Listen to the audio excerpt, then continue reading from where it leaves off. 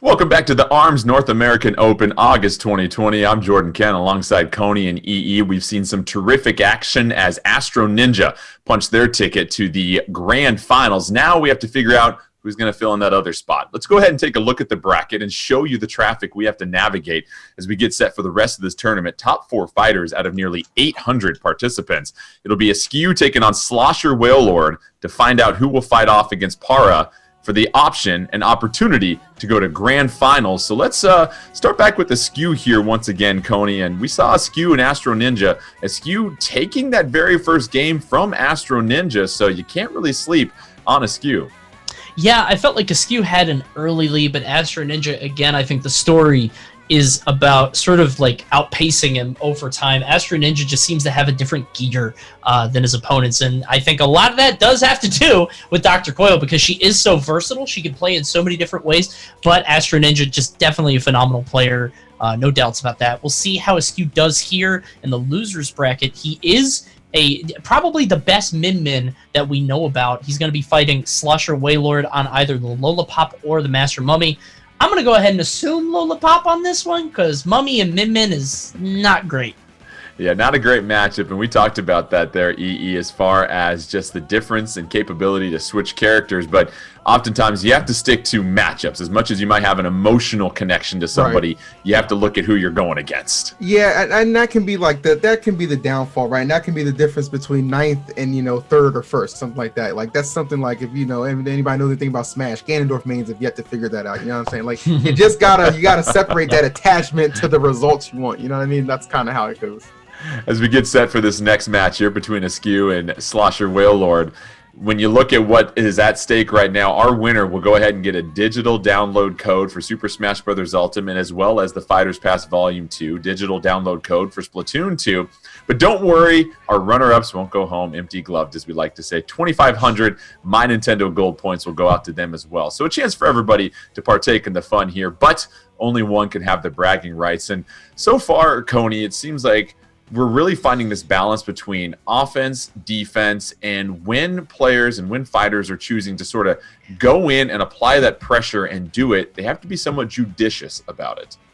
Yeah, it's a gamble, just like anything else in these kind of games. And ARMS is so simple at first glance, right? These guys are just dancing around trying to throw these punches at each other. But when you really get into sort of what's happening here, the decisions being made and what you're doing around the clock, around your opponent's health, around your rush meter, there are so many sort of micro decisions happening at any given time, and they can win or lose you the game. Something that happened 45 seconds ago when you decided to pop a rush when it wasn't safe could lose you the game, and then that could lose you the set, could lose you everything. So it's very interesting to see the opening choices that these guys are making and how that translates into games. I think that's actually why there in that last match, Para was doing so well against Astro Ninja. He made all the right decisions early. Unfortunately, there at the end, Astro Ninja just came out ahead. In EE, one thing we've seen already is how the stage can really just impact everything you're trying to do. We saw that, lack of a scrap in Scrapyard going on where really both fighters just kept their distance, and it was Astro Ninja just outpacing Para. And so it really seems like utilizing the mechanics of the particular stage will really be huge for who's going to move forward. Absolutely. I mean, especially like you get those stages, like DNA Lab or Scrapyard that have those pillars. Those can really kind of dictate how the gameplay is going to start off, at least for those first couple of rounds. And it can be a little frustrating too, but it just really depends. Like if you're more of a defensive player or you're more of an offensive player, right? You kind of get a stage that kind of caters to your needs and take advantage from there. I think in a lot of these aspects, we're seeing that kind of patient defensive play can be very successful. We're waiting for our first match in this losers final as we get set for Slosher Whalelord getting ready to take on Askew. And one thing that really stood out about Askew and Min, the only person here, Coney, to take a game off of Astro Ninja, who sort of just bulldozed their way to grand finals, is with Min, you've got that dragon arm mechanic. And just break that down for us a little bit further and why people love that aspect about Min. Sure. So essentially, when Min gets charged up, she keeps a perma-charge on her left arm, which is her dragon arm. It doesn't have to be the dragon arm. A lot of people are wondering about that because in Smash Brothers, she does have only the dragon arm as her left arm. But it basically stays charged up until she gets knocked down, which means a hard knockdown off a firearm, a grab, anything like that, or maybe a stun off an electric arm. And because of that, she's able to keep that permacharge at all times without really any other trade-off. Meanwhile, Springman only gets permacharge when he's under 25% health, I think, or 30% health, something like that. Max Brass is the same way. As long as Min Min can stay in the lead, as long as she can stay ahead, she can use that permacharge left arm to great effectiveness, just keeping that pressure up. Let's stroll the streets of Via Dolce as Slosher going with Lollipop and Askew.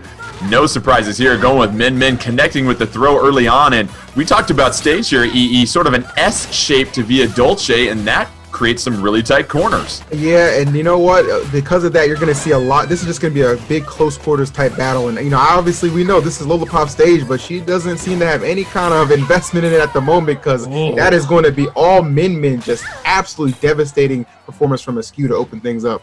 Askew just punishing Lollipop, and Slosher had no answers that particular game, so we'll see if the adjustment comes out here. Coney is already connecting with an early Biffler, Slosher, and then both rush attacks come out, and it'll be Slosher that's on the advantageous side of that. Yeah, not too many hits coming out. You got the hard knockdown, so nothing really happening, but you can see Askew just putting out so much pressure. Slosher gonna inflate up, try to defend as much as he can, but you can see that light little think into the grab, just so much damage, and Askew is just, he's like a hunting dog, man. Look at this. He's all over Slosher. He can't find any corner. Askew applying all sorts of pressure. Slosher just trying to get out of the corner and find some breathing room. And we see Slosher with a little bit more success here, EE, but it's just the 1-2 punches leading into these throw combos that Askew has used to build this advantage. I absolutely agree, and I think it's the consistency that's really going to serve him well here. You see that rush being completely negated, just getting no kind of benefit off of that. Only a sliver, just to be left vulnerable to a very well-timed grab. What a way to show off your dominance from Askew. So Askew just taking care of a quick errand in Via Dolce, and that's it to claim the first game over Slosher Whaler. So Askew making quick work, and you're seeing why Askew, even though they dropped the very first match against Astro Ninja, very, very talented player there, Coney. Yeah, I'm thinking about those arms, man. I am, because he had the left dragon arm as the chakram. So that's a big chakram, which is sort of a weird loadout to go with there, but I think he's trying to catch dodges from Slosher, and it really covered any sort of escape through that narrow passageway, the alleyway of Via Dolce. We'll see how it does here for him on this stage instead, Sky Arena. Taking that jump into the stadium can be sort of intimidating, but Askew just, oh my goodness, he's putting on so much pressure. Askew with that chakram and Roaster. Slosher with the Biffler and Dragon. Sky Arena, not a whole lot of fanfare to this stage, just the elevated square in the middle, and so EE a stage with a little bit more room that gives Slosher a chance to move around, but no issues for Askew as Askew just keeps the pressure coming. Rush meter ready to go for both of them. Absolutely. Notice where he elects to go every single time, right? He makes sure he stays, like, there's just obviously like that little bit of a dip, but he makes sure he wants to keep the high ground even for just those little bit of instances. And Askew able to take that commandingly, still with Rush coming into this next round. So we could be seeing another 2-0 kind of statement developing. Askew, no issues whatsoever. Both fighters have their rush meter ready and fully built up. And here comes the rush attack from both of them. It's going to be Askew landing that one for 285, and Coney, Askew once again having all the answers. Yeah, this is just the Askew show. He's just all over Slosher, who has just not found his footing at any time in this set, unfortunately.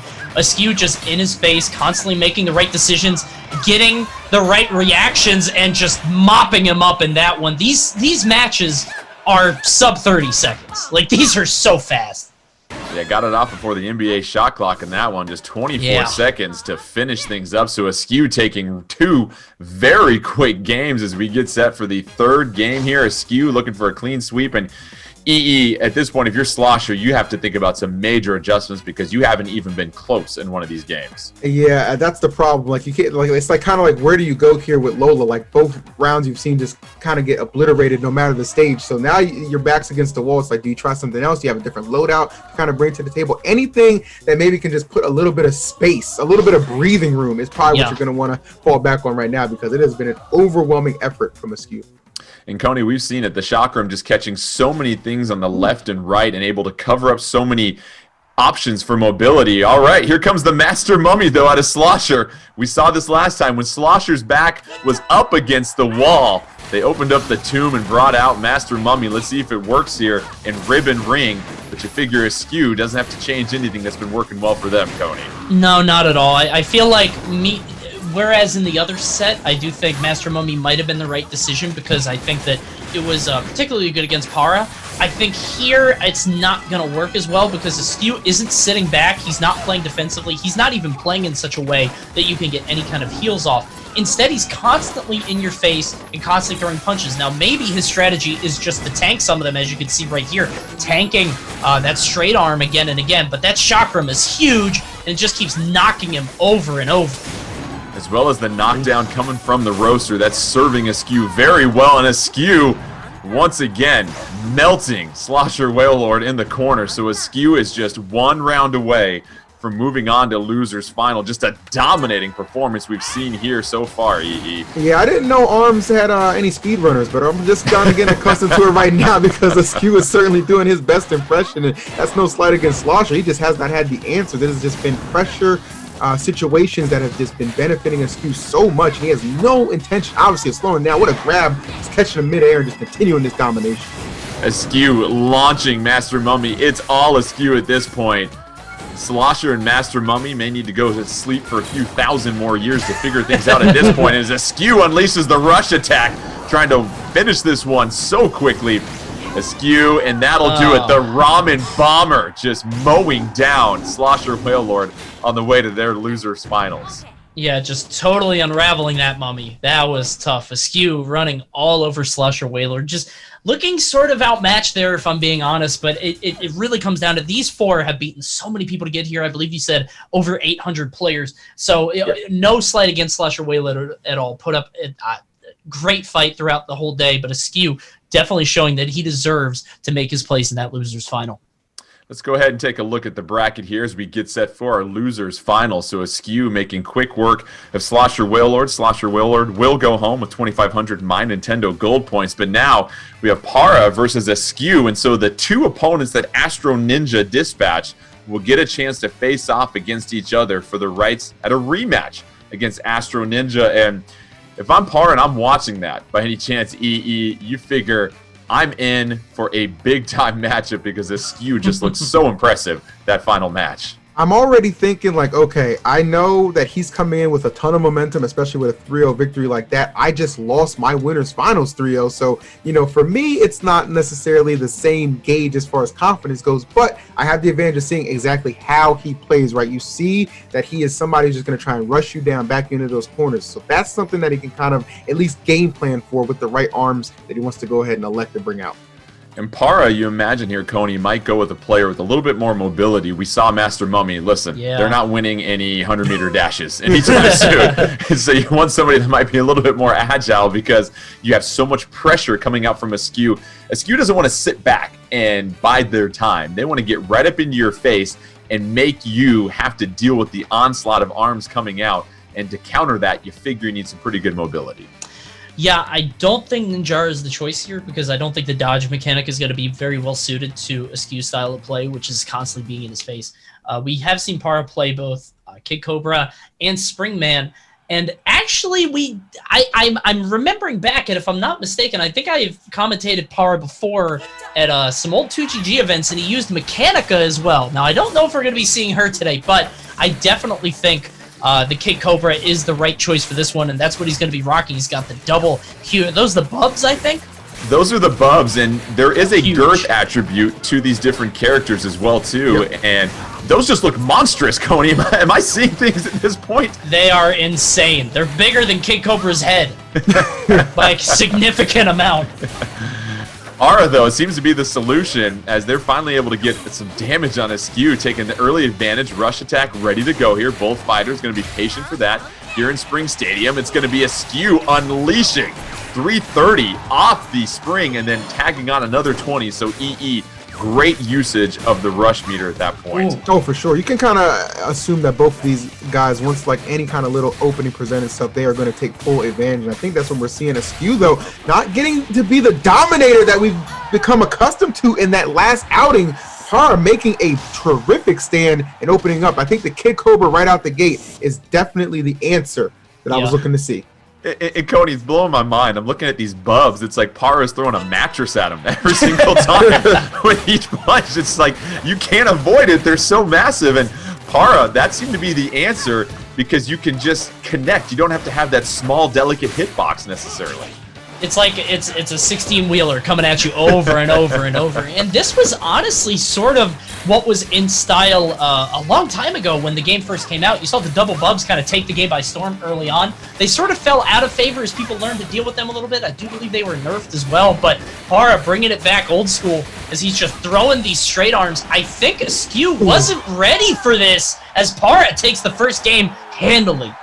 Para just marches through and takes that first game, the double bub, as we mentioned before. So you figure we might see an adjustment from Askew because Askew, who mowed their way into losers final, couldn't do a thing against those double bubs, EE. Not at all. And this is the advantage of being able to game plan for your opponent, just sitting back, watching them dominate and just knowing, okay, I have a wide variety of character pool I can kind of dip into, and I'm going to match those arms further. I like this double bub situational approach that he's using. It's really not allowing Askew to just, impose his will like he's become accustomed to. No, he's kind of realizing I'm going to have to change it up too if I want to have any success and get myself into grand finals. Para gonna stick with the same old tried and true that worked last round, the double bubs. Askew, interestingly enough, makes a switch here to the Slap-A-Mander on the side, Coney. Yeah, I think he's going with that to get a little bit sort of maneuverability, sort of curving it around the bub. You can see him trying to clap him in the head. Switching off the chakram, I do believe that is... He's doing that because the chakram wasn't really doing much in terms of clashing with the bub. This one, he can actually just sort of connect with the hit. They both cancel each other out. I think that's what he's going for here. But Askew even still hasn't quite found the answer. He's slightly ahead, and he does have the rush, but Para holding his own. Slap-A-Mander and Toaster all lined up for Askew. Both fighters, we have a close game here. Para versus Askew in this first round. Askew trying to claim a game here to make it 1-1 potentially, but it's Para right now trying to get Askew back into the corner. Oh, but Askew able to knock Para against the wall. And EE, this is where Askew, you figure one of these fighters has to use this rush meter soon. Yeah, I was going to say, like, at this point, just pull the trigger, and you see just the high aerial approach trying to get in there. No, nobody going to get any kind of benefit. So now we're just going to have to see a neutral battle to have the decider of this first game, or the second game, excuse me. And that arm being disabled, oh my, he didn't go down from that? Got a sliver on both sides? Askew doing it with one arm to close things out. Para just a butterfly kiss away from being KO'd. Askew, though, unable to see that bub come through, and Coney, Para hanging on and able to connect with the bub to take the first round. Right on the button, man. I mean, at the end of these matches, it almost becomes like pilots dogfighting. You're just throwing these missiles over and over, and can you land that final hit on your target? So Para with the target locked there at the very end, right on the chin. Askew gonna lose that game, but he's coming out firing in the second one as Para takes stage control. Para looking to really take control of this losers final. A win here would give them a 2-0 advantage, best out of 5. Askew, though, with both those fire element arms and the Slap-A-Mander and Toaster. Both rush attacks come out. That's going to be negated by Para. Para will have a little bit of time left, so both rush attacks neutralize each other. EE, we see Para try to manipulate and use some of those blocks to their advantage now at this point. Yeah, no doubt about it. I mean, obviously your arms are going to fly right through there. You can obviously get on top if you're in a situation where it's going to elevate you, but it doesn't seem like that really is the case right now. Just kind of playing around. Actually using, at one point, it seemed like he was using them as blinders when those arms are just sailing through. So you're seeing this game be very even because they seem like both be applying like the same strategy, like just in-your-face action. And you see Para, though, he does have the rush, which really at this point I feel like they've just been using as rush counters. At this point, they've just been flinging them anytime somebody activates. As you said, both characters, rush meter full and ready to go. We're down to 26 seconds, so still plenty of time. You can't really hide at this point here, Coney. It's going to be the aggressor that wants to close this one out. You can see Askew. I think it comes down to the rush, man. You can see Askew for the moment, just for a second, was trying to be the aggressor, trying to force the issue. Now both rushes are on deck, and yeah, you could see that Para was in a weird spot because he didn't want to let the rush go in case he just got clapped out of it and loses it for what could be the final match. But he also wanted to make sure that Askew wasn't going to use his. So both of them holding on to it. We've got 2 rushes. Whoever uses their first and whoever hits it, I think is going to be in a great spot here. Para making the switch to the clapback and the popper. We saw that early during their first match. Para trying to get in close. Here comes the rush meter, though, and it cancels out of the throw. That's going to put a warning sign on both arms, but Askew gets right back up. So, as you said, EE, these rushes are really just being used to cancel each other. Yeah, no doubt about it. It's interesting to just see more of a defensive option than like just the offensive decider between the two. But hey, I mean, they've all been applying some really good neutral pressure as well. And I love the classic loadout that I really enjoy coming in from Para. And I think that might just be the difference. He's got a pretty solid lead here, and he could be looking to advance. 2-0 would be a nice way to set the tone trying to head into the grand final. You said it, EE. Huge round here. If Askew can get it, they tie things up. If not, Para takes a commanding 2-0 lead. Para doing a fine job of just being very patient behind that clapback, using it as some protection here. Both fighters, once again, a rush attack, but Coney, it seems like you're going to have to try and hit confirm into one at this point. Yeah, I think both of these guys are showing that the raw rush isn't going to work out. As you saw right there, Askew not letting one go. He has one of his own, but he's got to use it sooner rather than later because Para is putting on the pressure. He's able to get that Slap-a-Mander all the way around. We've got an even game.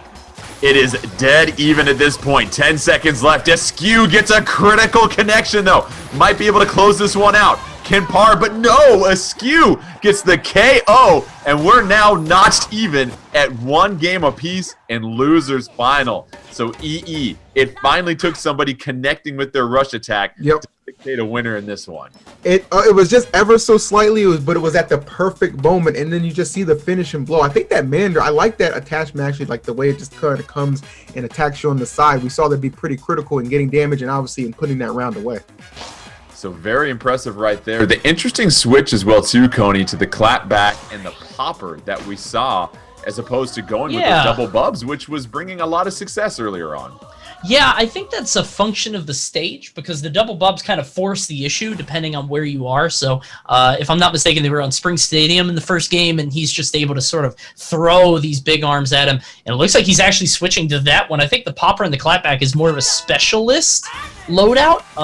And it looks like we're going right back to the bubs. I'm kind of interested since this is a much bigger stage.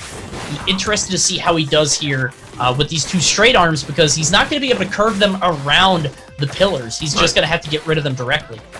As you mentioned, Para just trying to get rid of these pillars here to clear out some real estate, clear out some trees, so you got a clean field to play with here.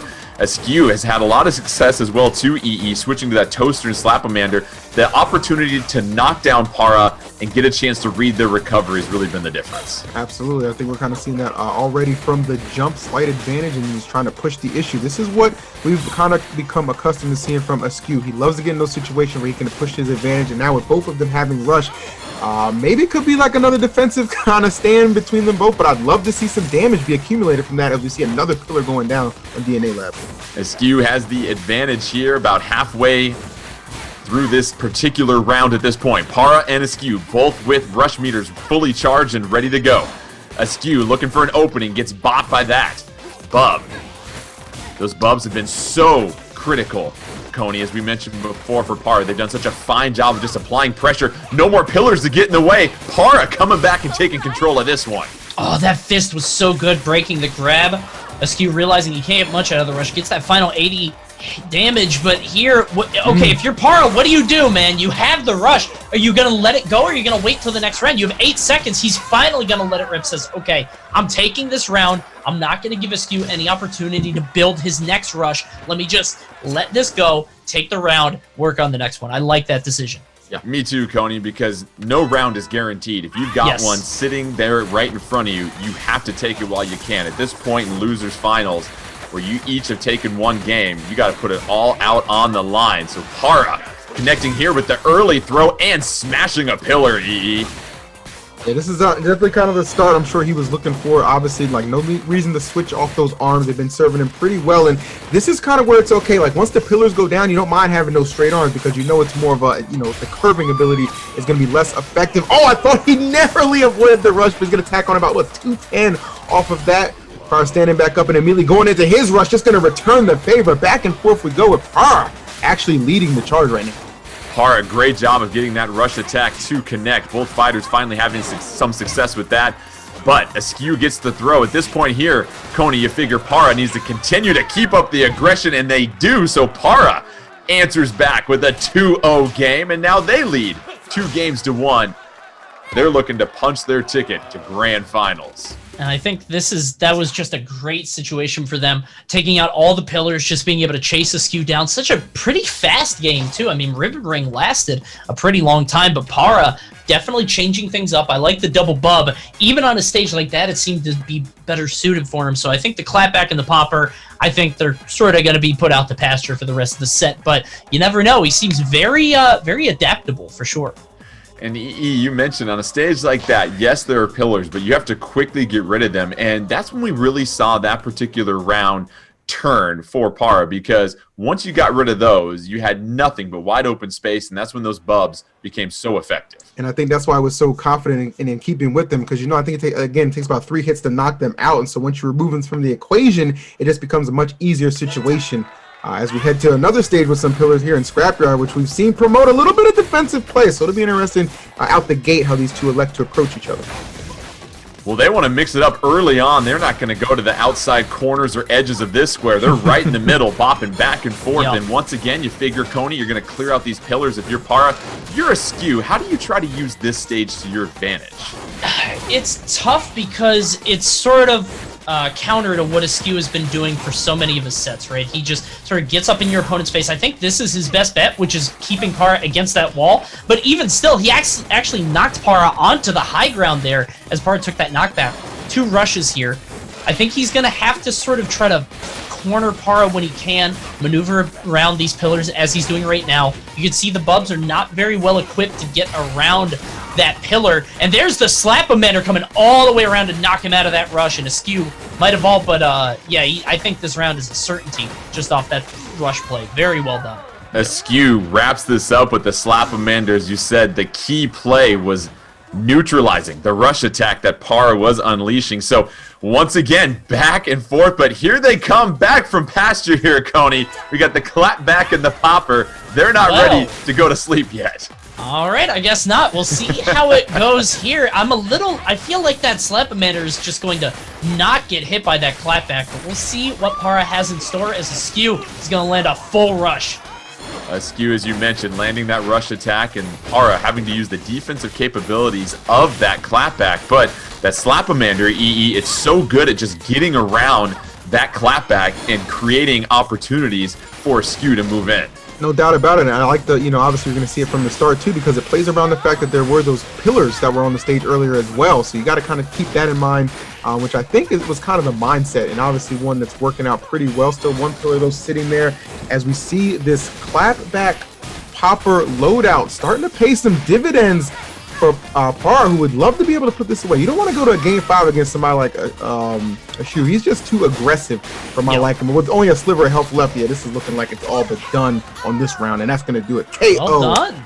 So here we go, a 3rd round in our 4th game. If Para can claim this round, they'll move on to grand finals to take on Astro Ninja. If Askew can go ahead and steal this, we'll go to a 5th game in our losers final match.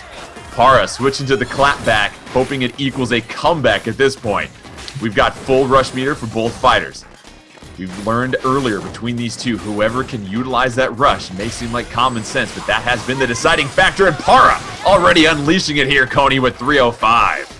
Yeah, like you said, using the rush, it feels like it's obvious, right? But against top-level players like this, these are the 4 of the best players in North America. It's a huge risk, as you can see right there. Para knocking Askew right out of it and maybe punching his ticket into grand finals. We'll have to see as Para is using that clapback to great effectiveness. Askew whiffs on the rush attack. It's neutralized by Para. Now it's all about Para deciding whether or not to play a defensive or offensive game. A lot of time left. 53 seconds left. Para taking the high ground, but Askew starting to chip away here, EE. Yeah, he's definitely trying to kind of mount this little bit of a comeback. I do like the fact that Prar what he did at the start, just electing to use his rush because he knew he was going to get another opportunity, though Askew obviously having one as well. So really that's going to be the difference maker. We saw at the beginning of it seemed like it was going to be a defensive fallback option for both, but now it seems like it's becoming that deciding factor, which you expect as we see them both let it rip again. And this time, Prar getting the advantage there, a sliver of health left on Askew, and that's going to do it, man. Para able to react with the rush attack. Coney, I believe what we saw there was a rush cancel out of the throw. Both fighters go ahead and throw out their rush attack. It was a counter by Para. Initially, it was a counter by Askew with that rush attack, but Para was able to connect with the rush attack a little bit later. That was really the deciding factor in that game. Yeah, it's such a gamble. Like when you throw up those arms and finally you're both letting that rush fly and you say, okay, it all comes down to this, like two rams bucking horns. It can go either way. And as you saw right there, it seemed like Para was just ahead of the game. Askew putting up a great show for us, had some amazing matches, dominating performance against Slasher Waylord, but unfortunately Para just a little bit too adaptable, a little bit too versatile, I would say, between the bubs, between the clapback, the popper, and on so many different stages too. I just think you saw the versatility there from Para just really coming out big. Let's go ahead and take a look at the updated bracket because we have our grand final set. It'll be Astro Ninja taking on Para. So a rematch of the winners final. It was a winners final, EE, that Astro Ninja had no issues with whatsoever, walking away with a 3-0 victory. The Dr. Coil. It will be interesting if we see more Kid Cobra come out from Para because we saw a lot of Ninjara EE in that matchup against Astro Ninja originally. You know what? You're trying to take this tournament. You leave that Ninjara on the loading screen. I love Ninjara, but just given what we saw, the dominant fashion Astro Ninja took in, it's just he's the true ninja. Okay, you got to give that one up. I love the Kid Cobra play. I think tailor your arms to what you think is going to be able to get you in on Astro Ninja, who has proven to have a supreme defense, which you can switch into offensive mode at any given time. Grand final set, Astro Ninja taking on Para. And Coney, once again, Para, as you said, the adaptability. We saw a lot of success with the bubs, and then we saw the counter, of course, coming from Askew. But then Para, once again, going to the clapback and popper. And it was a big-time matchup. But now we see the Springman on Scrapyard taking on Dr. Coil. And we know Dr. Coil, EE, loves the Scrapyard, all sorts of real estate to work with. Oh, absolutely. I mean, again, just already being the fact that, always maintaining that air presence, and you see just going immediately for that high ground, gonna go ahead and get some of those pillars to start falling. But this is where Astro Ninja has kind of made his bones, right? He's a very patient individual, and that can kind of frustrate his opponents at times, which creates that one opening that can be so debilitating. And already you see both rushes online, so expect some fireworks early. Para with double roasters, Astro Ninja. You see that Tri-Blast and Toaster as well. And early on, Coney, no different story than last time. Astro Ninja just keeping all sorts of space and wanting to wait this one out. I don't believe either fighter has really taken a solid hit yet. No, this is going to be a slow one. I think it's just, I think it's the function of the stage, man. I think we ended up on Scrapyard, and because of that, both these guys going to take their time. Para playing Springman, which I do think is the correct choice. He actually was looking much better in their earlier set. Astro Ninja did win 3-0, but Para looking very well on Springman. But that was on Buster Beach, which is a lot tighter, a lot more narrow. I think Scrapyard is just a little bit too big. This is, we've gone, what, 40 seconds now? No, 70 seconds, 75 without a single hit. Finally, it's going to take a rush to connect anything on Para.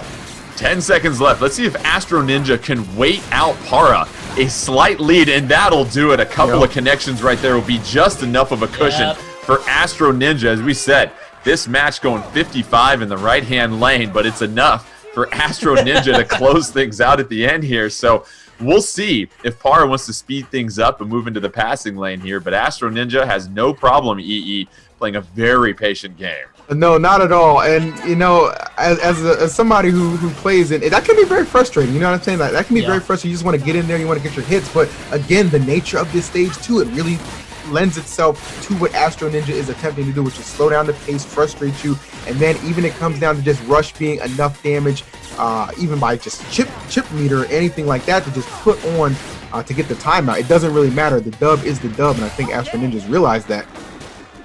Astro Ninja takes about 30 damage with some chip as well too, but here comes the rush attack, and this is huge, Coney, especially in a slow, patient game like this. Yeah, rushes are way more important in a game sort of when no hits are landing because there's so many guaranteed hits in a row. Astro Ninja now has such a comfortable lead. Yep. He could just chill and sit back, but hold on. Para able to even it up with one really strong punch. I think that's why these arms are so good for him, because just the raw damage is unparalleled. So any hit he gets is going to be a big one.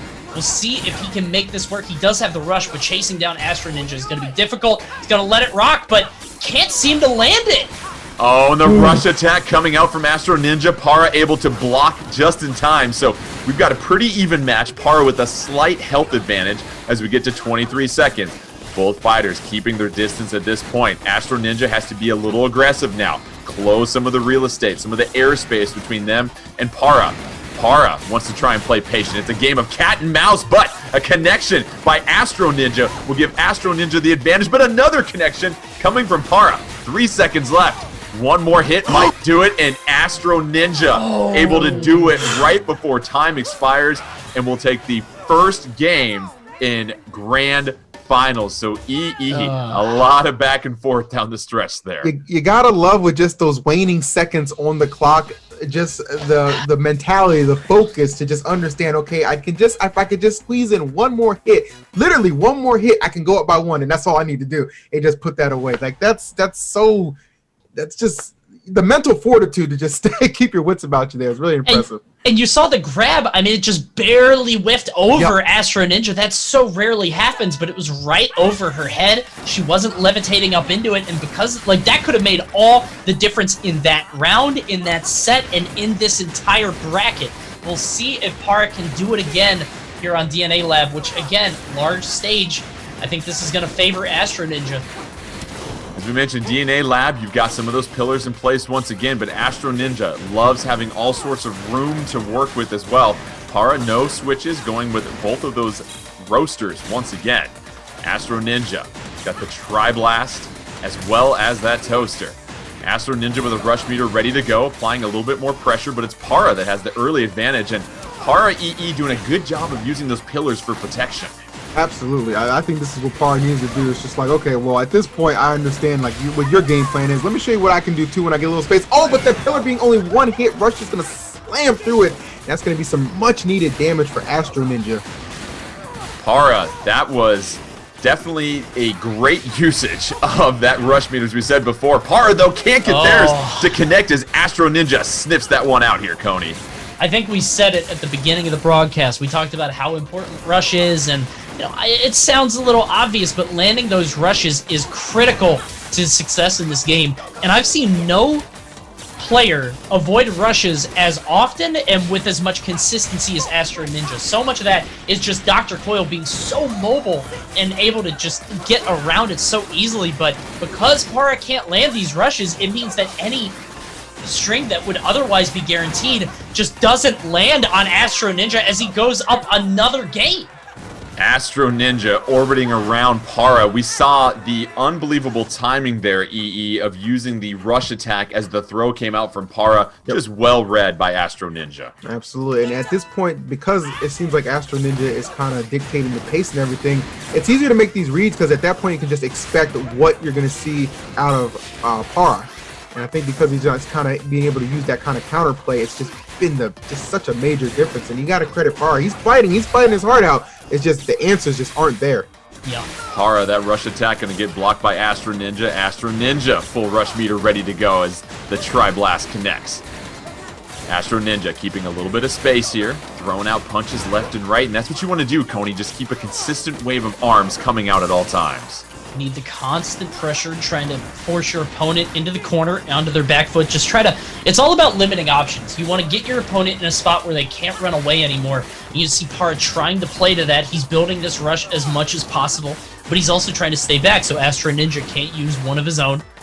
But Para does have a slight disadvantage, which if these earlier rounds have been anything to go by, this slow pace is going to benefit him. But finally, Para landing a full rush, taking away Astro Ninjas. This is his opportunity. Para answers back with a well-timed rush attack. Astro Ninja forced to go aggressive now. Astro Ninja usually loves sitting back, but a charged roaster going to go ahead and knock down the good doctor. Astro Ninja hanging on in there. Quarter sliver of health left here. EE, we've got Para finally trying to turn the tables. Para will not go quietly in the night. Looking to close things out. Not at all, and I love it too because now you're forcing Astro Ninja out of his comfort zone. Now he's going to have to make these plays to be aggressive, and this round is all but lost. So Para obviously realized, okay, let me just hold this meter. I've got this one well in tow, and this is a great opportunity to maybe steal this game and knot things up one apiece. A rare KO, so Para, a win here. Coney will go ahead and notch it up at 1 game apiece in winners finals. Don't forget Para will have to reset the bracket though, so a long way to go, but Para showing signs of life here. Yeah, still much work to be done, but it does bode well for him if he can keep this momentum rolling. The problem is you're pushing a boulder uphill for an uncertain amount of time, man. It's going to take a very, very long and arduous road for him to be able to come back in this entire set. He's got to win not just this set, but the one after. And here on DNA Lab, you can see Astro Ninja just trying to...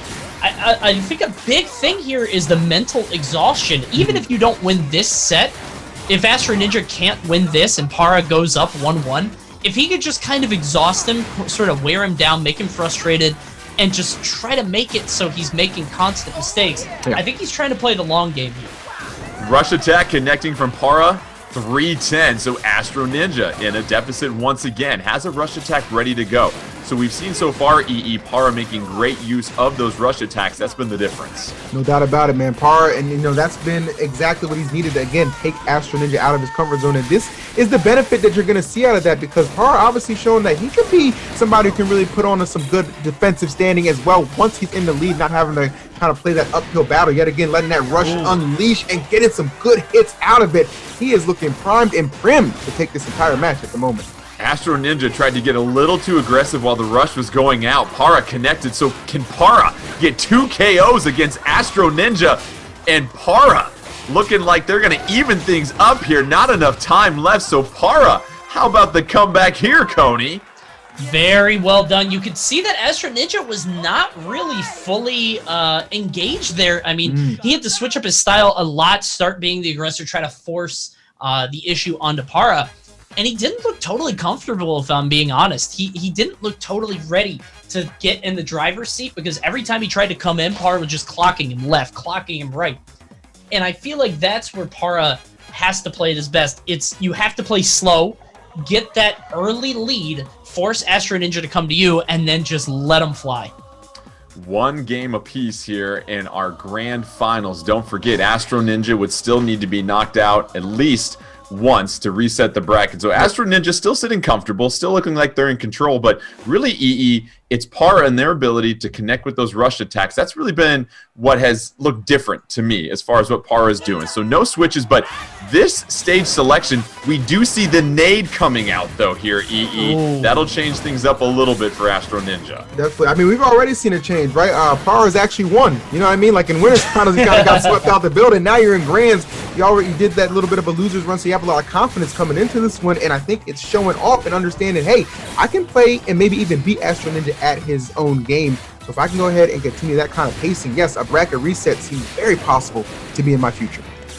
And Coney, we have to give a shout out to how well Para is utilizing Springman's ability to send those arms back with that parry.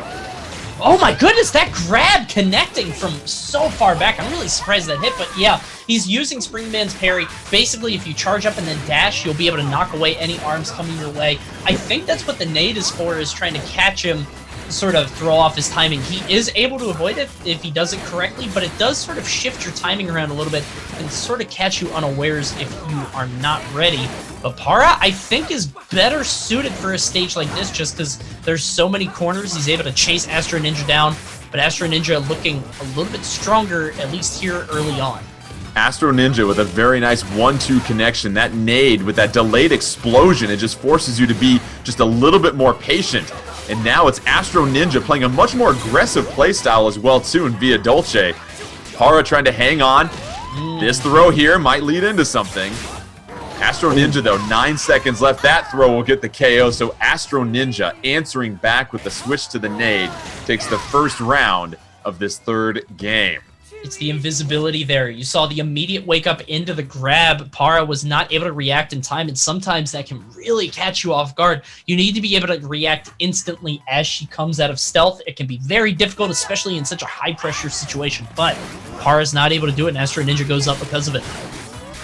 And EE, you have to like Via Dolce because we saw in the last two stages a little bit more of a patient game. This forces you to get up close and personal with your opponent. Oh yeah, if you're a zoner, you absolutely hate this stage because there is really no mid range. Like at some point, you're just gonna have to get up there and just fight close quarters, and that's why I think these rushes are gonna be utilized really well. Just looking for one little opening, but it becomes more viable when you're able to fight close quarters at this much more of a consistent level.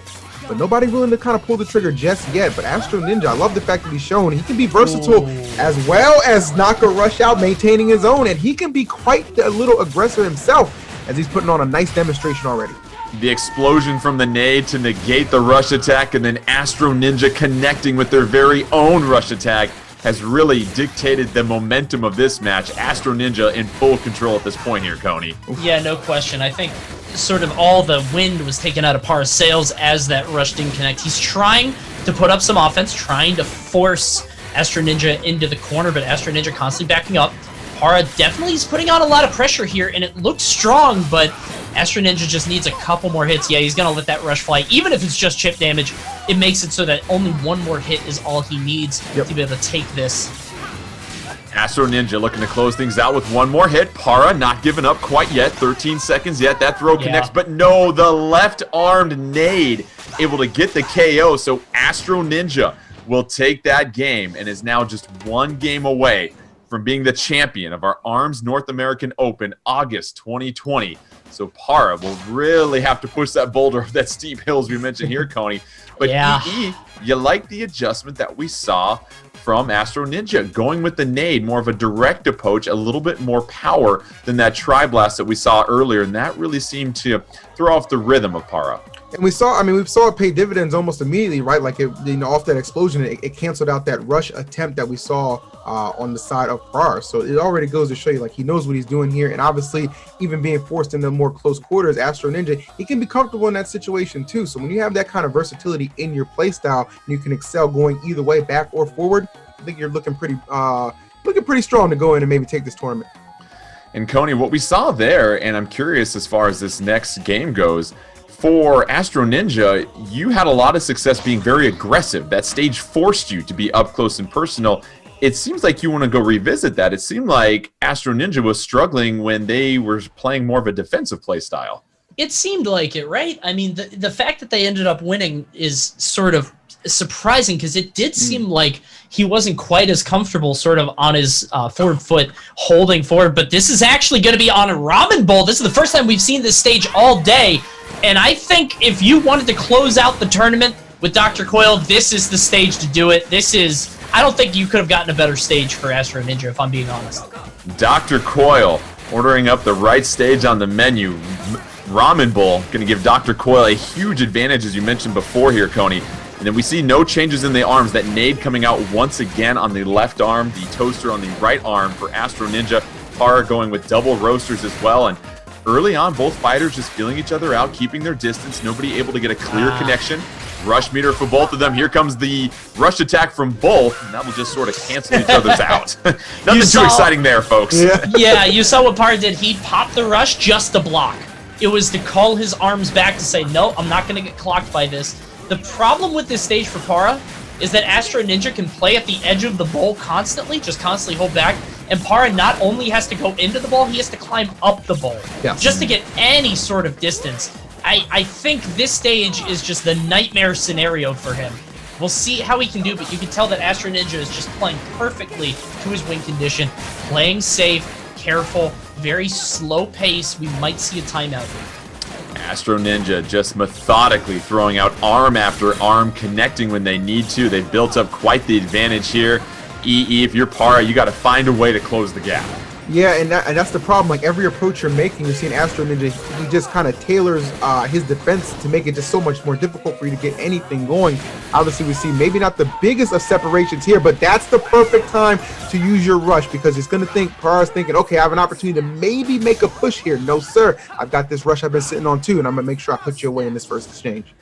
Astro Ninja takes the first round, so Astro Ninja just one round away from claiming the championship of our ARMS North American Open August 2020.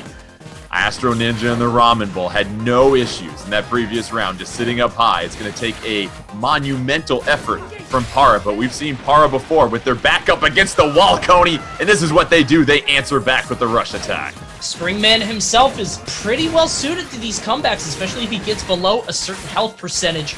This is tournament point for Astro Ninja, so you got to imagine the strategy is going to be the exact same as it has been all day. We'll see how Para deals with it.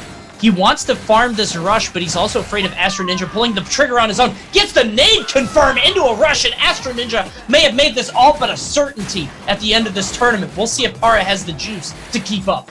And Astro Ninja did that while being in the bowl, so does it in a different location than where they've normally operated this entire round. Astro Ninja and Para, though, don't sleep on it. Maybe one connection from Para can turn the tide of this one. Para has a rush attack ready to go. 35 seconds left. Oh, big connection there, and Para takes the advantage here at EE. I think this would be tremendous if he can sneak this one out on Ramen Bowl. That tells you everything you need to know. But Astro Ninja, he's got his rush on deck, and we've seen in those clutch situations he can pull the trigger as well and maybe eke this out. Para with just a slight advantage, but can he maintain it through with 15 seconds left on the clock? Oh, Para with a nice connection with the roaster. Astro Ninja, this grab, is it going to be enough? Not yet. Astro Ninja still trailing. Has the rush attack. Trying to get the confirm to close it out. Is it going to be enough? Look at the timer. Astro Ninja gets the KO. So Astro Ninja coming from behind in that final round to go ahead and claim the game and claim the championship. Astro Ninja, your winner of the ARMS North American Open August 2020, and doing it with some style at the end there, Coney. You love the finish. Yeah, there at the very end, I got to tell you, the deciding moment, you can always sort of, in hindsight, you can look back and say, okay, this was the moment that momentum shifted. You could see when Para let that rush go, and it didn't land. I think he tried to do it to be a little bit sort of anticipating Astro Ninja's movement. I think he expected him to jump, expected him to throw a punch, something like that, and Astro Ninja didn't eat the bait. He didn't take the bait. And because of that, Astro Ninja just patiently waited, threw up the block, threw out that nade at the very end, and Para just did not have the answers. And that means Astro Ninja is going to be your champion. Let's go ahead and take a look at the final bracket from this one. Woo! What a finish to this tournament. Just absolutely entertaining start to finish. Astro Ninja 3-1 over Para, and give Para credit for really finding some adjustments and changes there at EE to make it much more competitive. Astro Ninja had no issues with Para in winners final, but in grand finals we saw Para really step their game up. I'm telling you, Jordan, if it was any other stage but Ramen Bowl, I really do feel like that could have gone the distance. Like that was you're already in an uphill battle, and that just slants it even more. So that was tough, but kudos to Para. Definitely put up a very strong fight, but Astro Ninja in a position was just like, I will not be denied. I will take advantage of my situation. He does just that, and it results in a championship. So congrats to him. Well, big thank you to Para once again, and of course our champion Astro Ninja. They'll get a digital download code for Super Smash Bros. Ultimate along with the Fighters Pass Volume 2 and a digital download code for Splatoon 2. And so that'll do it for the ARMS North American Open August 2020. Big shout out to EE and Coney. Guys, great job today. Just so much fun. All these matches were great. I'm going to go ahead and fire up ARMS as soon as we get done here.